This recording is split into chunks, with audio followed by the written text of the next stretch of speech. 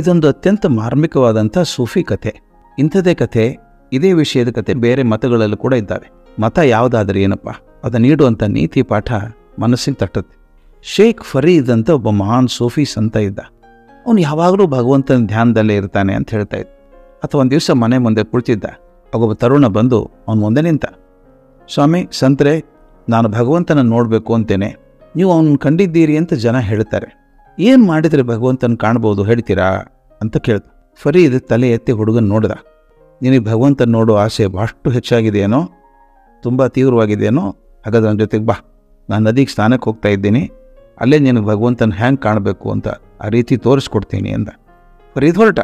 ತರುಣ ಅವನ ಹಿಂದೆ ಹೋಗ್ತಾ ವಿಚಾರ ಮಾಡಿದ, ಸ್ನಾನ ಮಾಡುವಾಗ ಹೇಗೆ ಭಗವಂತನ ತೋರಿಸ್ತಾರೆ ಅಥವಾ ಅವ್ನು ನೋಡೋ ದಾರಿಯನ್ನು ತಿಳಿಸ್ತಾರೆ? ಈ ಸಂತರ ರೀತಿ ನೀತಿಗಳೇ ವಿಚಿತ್ರ ಅಂದ್ಕೊಂಡ. ಫರೀದ್ ಮಾತೇ ಆಡಲಿಲ್ಲ. ನೀರಿಗೆ ಇಳಿದ, ಸೊಂಟ ಮಟ್ಟ ನೀರಿಗೆ ಇಳಿದ. ಅಲ್ಲೇ ನಿಂತು ತರುಣನಿಗೆ ಕೈ ಮಾಡಿದ, ಬಾಯಿಲಿ ಅದು ಕೈ ಮಾಡಿದ. ತರುಣ ಕೂಡ ಹೋಗಿ ಫರೀದ್ರ ಪಕ್ಕ ನಿಂತ್ಕೊಂಡ. ಆಗಾತ ಗಮನ ನೋಡಿದ. ಗಮನವಂತ ಅವನಿಗೆ ಫರೀದ್ರಿಗೆ ವಯಸ್ಸಾಗಿದ್ದರೂ ಕೂಡ ಅವ್ರದ್ದು ಗಟ್ಟಿಮುಟ್ಟಾದ ದೇಹ, ಈ ತರುಣಗಿಂತ ಎತ್ತರ ಆಗಿದ್ದರು. ಫರೀದ್ರ ನೀರಲ್ಲಿ ಮುಳುಗಿ ಹಾಕಿದ್ರು. ನೋಡ್ಕೊಂಡೆ ನಿಂತಿದ್ದ ಇವನು. ಅವ್ರು 2 ಮುಳುಗಿ ಹಾಕಿದ್ಮೇಲೆ ಇವನು ಫರೀದ್ ನೀರು ಮುಳುಗಿ ಹಾಕು ಅಂತ ಸನ್ನೆ ಮಾಡಿದ. ಆತ ನೀರಲ್ಲಿ ಮುಳುಗಿ ಹಾಕಿದ.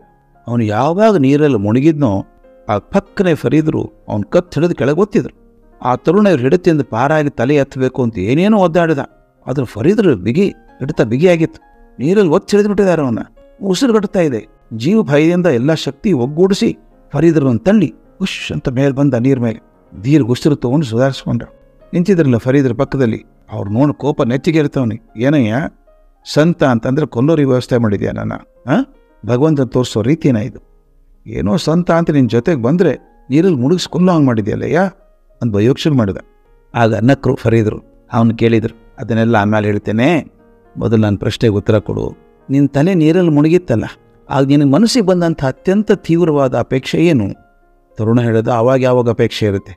ಮೊದಲು ನೀರಿನ ತಲೆ ಎತ್ತಿ ಉಸಿರು ತೊಗೊಂಡ್ರೆ ಸಾಕು ಅನಿಸಿತ್ತು.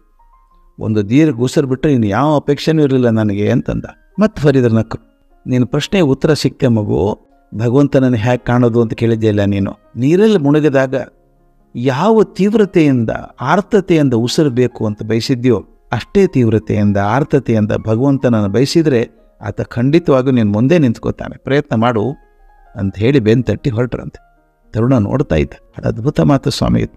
ನೀರಲ್ಲಿ ಮುಳುಗಿದಾಗ ಉಸಿರು ಒಂದೇ ಬೇಕಾದದ್ದು, ಇನ್ನೇನೂ ಬೇಕಾಗಿಲ್ಲ, ಅದೊಂದು ಚಕ್ರ ಸಾಕು ಅಂತ ಹೇಗೆ ತೀವ್ರದಿಂದ ಒದ್ದಾಡಿದ್ನೋ ಅಷ್ಟೇ ತೀವ್ರತೆಯಿಂದ ಭಗವಂತ ಬೇಕು ಅಂತ ಅಪೇಕ್ಷೆ ಮಾಡಿದರೆ ಭಗವಂತ ಸಿಗ್ತಾನೆ ಅನ್ನೋದು ಫರೀದ್ರ ಮಾತು.